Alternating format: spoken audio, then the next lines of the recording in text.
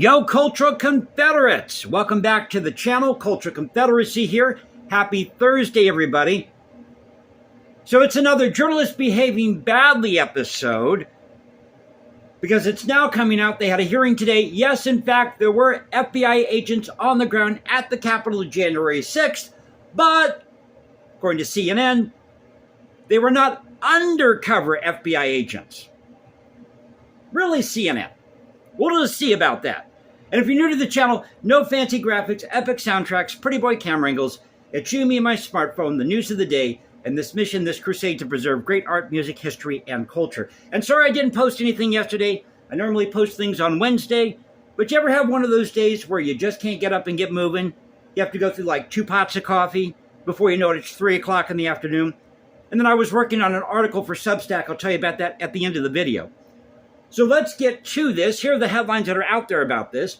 Over at Fox News, DOJ IG reveals 26 FBI informants were present on January 6th. ABC News. Breaking news at ABC. Probe finds no evidence feds were involved in inciting January 6th attack. Over at The Hill, DOJ, no undercover FBI agents were present for January 6th, countering conspiracy theories. Well, if they were present, it's not a conspiracy theory. They were present. So what were they doing there? Because according to the report here at CNN and Fox News, but don't you love how CNN's trying to change the headline, change the narrative? Slide a hand here. So if they were there, what were they doing there? Picking their nose? Were they on the crapper in a porta potty? Taking a dump? Reading the latest FBI digest? Well, I just happened to be sitting here reading a magazine, taking a dump in a porta potty, and all of a sudden a riot breaks out here at the Capitol. I didn't know what the hell was going on. Had to pull my pants up and run out and pull your pants. There you go. Pull your pants out and just, show it all to the world. So, at any rate, will this be banned by YouTube? No, I'm having fun tonight, guys. I'm having fun tonight. Had some ribs for dinner, and some coffee. Some Arby's-style fries or something you buy in the store. Whatever it is you can find in the store. So at any rate, let's get to this as I said. So according to CNN, just read you a portion of this here. Of the 26 informants who were in Washington, D.C. that day, 3 had specifically been tasked by the FBI to report on specific domestic terrorism case subjects. Let's go over that again. Of the 26 informants who were in Washington, D.C. that day, 3 had specifically been tasked by the FBI to report on specific domestic terrorism case subjects.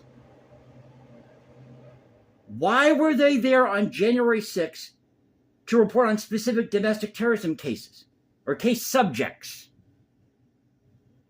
I mean, because seriously, if you knew there was somebody out there that was engaged in nefarious activity, and you're keeping tabs on them, you would have something to alert you that they could possibly be at the Capitol, and you need to be on alert about that. Just a question. But these were domestic terrorism case subjects who may be going to the rally on January 6th, according to the report. One of those informants entered the Capitol itself while the other 2 remained outside on the ground. So wait a minute, one of these FBI agents, an informant, they're calling him an informant now, did enter the Capitol while the other 2 remained outside on the ground. Now the other 23 went to Washington on their own and were not tasked to do so by the FBI.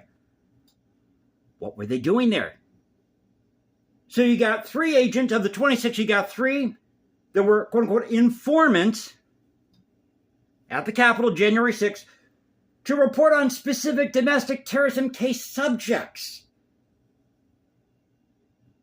Well, did these domestic terrorism subjects, did they engage in some type of previous activity and that's why you're keeping tabs on them? I'm a little confused here. I mean, if that's the case, come out and say so.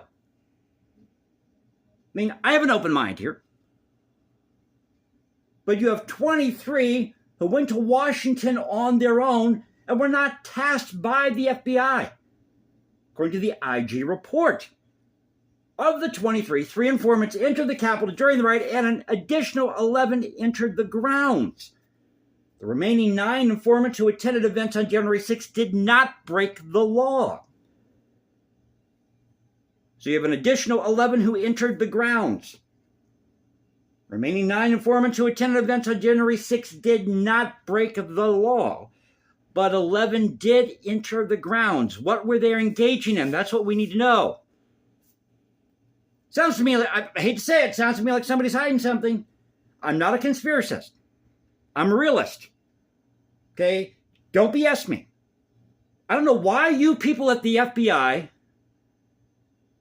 why this guy at the IG just came out and say yes, can't come out and just say, yes, there were 26 people there.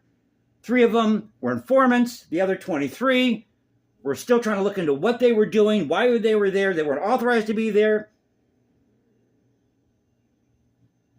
Or they're on paid leave because they were there. We believe they engaged in something they shouldn't have been doing. Quote, this information was no more specific than and was consistent with other sources of information that the FBI and its Washington field office had received about the potential for violence on January 6th. Shouldn't you have the National Guard there? Shouldn't you have maybe the CIA there? Why would you need FBI agents there? See, this is the whole thing with the FBI. Sounds to me like you people at the top of the FBI have no damn clue what you're doing. No damn clue. I mean, a crime really hadn't been committed. Yet. If you got people who are being violent, who were breaking windows, or whatever they were doing, or getting into fights with officers, then of course those people should be charged and sentenced accordingly. I've said that before. I'm not giving anybody, blanket immunity here. Unlike, Hunter Biden. But no informants have been criminally charged, the Inspector General said. Isn't that interesting? No informants have been criminally charged. But Republicans on Capitol Hill have repeatedly clashed with top officials at the Justice Department and FBI over the riot, most notably over suggestions that FBI informants helped instigate the attack. And that's what we need to find out. What were those 11 people doing there that were supposed to be part of the FBI who went there on their own? Try to get the words out tonight. So I wanted to share this with you because I think a lot of this is BS. And again, you people at the FBI, my taxes pay your salary, need to come out and be honest with us. What is wrong with being honest with the American people? What do you got to hide here? If you have nothing to hide, then you need to just come out and say, hey, here's what happened. We screwed up. We didn't think there'd be a lot of people that would attend this rally. This really should have been handled by the National Guard, Park Police, you name it. The FBI, in my humble opinion, had no business being involved in this rally at the Capitol January 6th unless you had information showing that you had people who were involved in some type of incident or riot, or demonstration before that, engaged in violence. And where were you people at the FBI during the 2020 riots? That's the thing I don't understand. Where were you people during 2020? Which leads me to this article, this piece I just published over at Substack. Nice segue there, right? So this piece over at Substack, it says, or title of it is, No, David Cunningham, the Confederacy was not about slavery. So that's a reference to an article that David Cunningham, who is a professor of sociology or whatever it is, arts and sciences at Washington University, St. Louis, who just recently went on this tour to look at 113 Confederate monument sites where those monuments were taken down. And he praises what's going on in Richmond, Virginia with the Jefferson Davis Memorial. But go check out that article. No, David Cunningham, the Confederacy was not about slavery. And I've tried to be as detailed as I can in that article for you. So it's a response to his article that's over at The Conversation if you're interested. But again, thank you for watching, for being a part of this thing called the Culture Confederacy. where we celebrate great art, music, history, and culture. Take down everything you disagree with. You'll have nothing left to write or talk about. So don't forget to follow me at Substack, Culture Confederacy at Substack. You can go to Culture Confed 1 at X, Culture Confederacy at Culture Confed 1 on X, or find me at Instagram, hashtag Jason Composes, because I write music in my spare time. So thank you for being with me. I'll catch you next time, and y'all have a great Thursday night. Take care. Catch you next time. Did I just say that? I think I did. I need some more coffee. Have a good night, everybody.